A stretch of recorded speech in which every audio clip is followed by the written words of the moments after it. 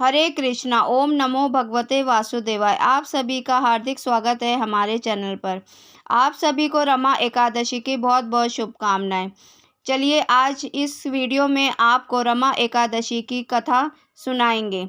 चलिए शुरू करते हैं वीडियो। धर्मराज युधिष्ठिर बोले कि हे भगवान, अब आप मुझे कार्तिक मास के कृष्ण पक्ष की एकादशी की कथा सुनाइए। इस एकादशी का नाम क्या है तथा इसमें कौन सा फल मिलता है। श्री कृष्ण भगवान बोले कि नरश्रेष्ठ, कार्तिक मास के कृष्ण पक्ष की एकादशी का नाम रमा है। इसके व्रत के समस्त पाप नष्ट हो जाते हैं। इसकी कथा इस प्रकार है। प्राचीन काल में मुचुकुंद नामक एक राजा राज्य करता था। उसके इंद्र, वरुण, कुबेर, विभीषण आदि मित्र थे। वह सत्यवादी तथा विष्णु भक्त था।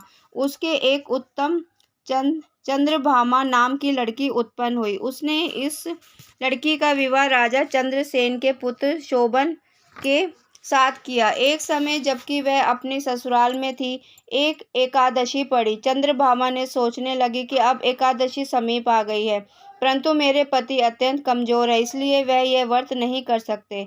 परंतु मेरे पिताजी की आज्ञा कठिन है। जब दसवीं आई तब राज्य में ढिंढोरा पिटा। उसको सुनकर शोभन अपनी पत्नी के समीप गया और उससे पूछा कि हे प्रिय, तुम मुझे कुछ उपाय बतलाओ, क्योंकि यदि मैं व्रत करूंगा तो स्वयं ही मर जाऊंगा। इस पर चंद्रभामा बोली, हे प्राणनाथ, मेरे पति के राज्य में एकादशी के दिन कोई भी भोजन नहीं करता। यहाँ तक कि हाथी, घोड़ा, ऊंट आदि भी तृण, अन्न, जल आदि ग्रहण नहीं करते। फिर यहाँ मनुष्य कैसे भोजन कर सकते हैं। यदि आप भोजन करना चाहते हैं तो यहाँ से दूसरे स्थान को चले जाइए, क्योंकि यदि आप इसी स्थान पर रहोगे तो आपको व्रत अवश्य ही करना पड़ेगा। इस पर शोभन बहुत बोले कि हे प्रिय, आपका कहना बिल्कुल उत्तम है, मैं अवश्य ही करूँगा। भाग्य में जो लिखा है वही होगा। ऐसा विचार करके उसने एकादशी का व्रत किया। जब सूर्य भगवान भी अस्त हो गए और जागरण के लिए रात्रि हुई, वह शोभन को दुख देने वाली थी। दूसरे दिन प्रातः से पहले शोभन इस संसार से चल बसा। राजा ने उसके मृत शरीर का दहन करा दिया।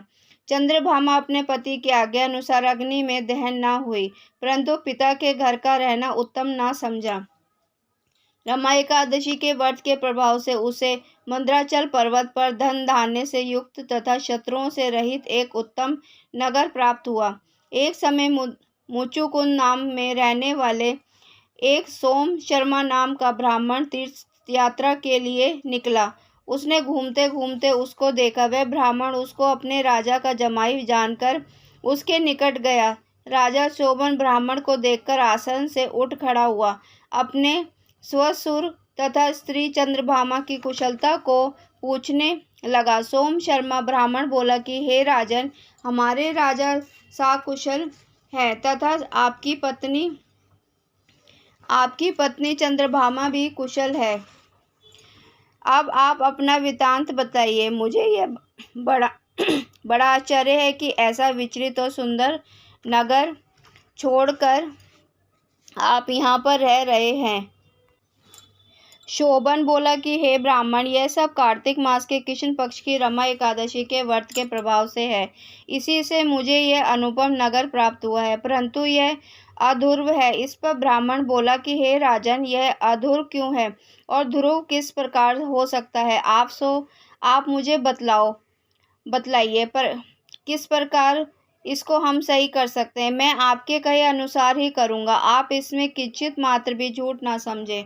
शोभन बोला कि हे ब्राह्मण, मैंने श्रद्धापूर्वक व्रत किया था, उसके प्रभाव से मुझे यह नगर प्राप्त हुआ है।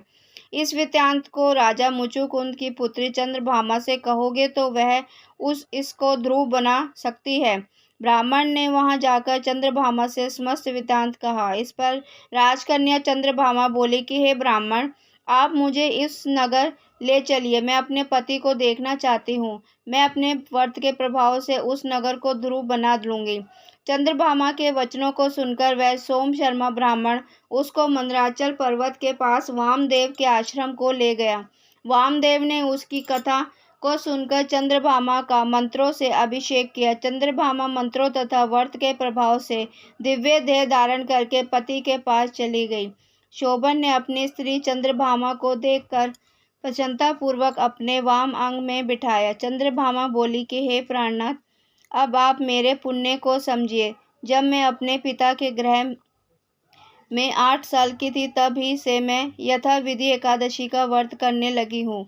उन्हीं के व्रतों के प्रभाव से आपको यह नगद ध्रुव हो जाएगा और समस्त कर्मों के युक्त होकर प्रलय के अंत तक रहेगा। चंद्रभामा दिव्य रूप धारण करके तथा दिव्य आभूषण और वस्त्रों से सजकर अपने पति के साथ आनंद पूर्वक रहने लगी। शोभन भी उनके साथ आनंद पूर्वक रहने लगा। हे राजन, ये मैंने रमा एकादशी का महात्म कहा है। जो मनुष्य इस रमा एकादशी के व्रत को करते हैं, उनके समस्त ब्रह्म हत्या आदि के पाप नष्ट हो जाते हैं। जो मनुष्य रमा एकादशी का महात्म सुनते हैं, वे अंत में विष्णु लोक को जाते हैं। ओम नमो भगवते वासुदेवाय।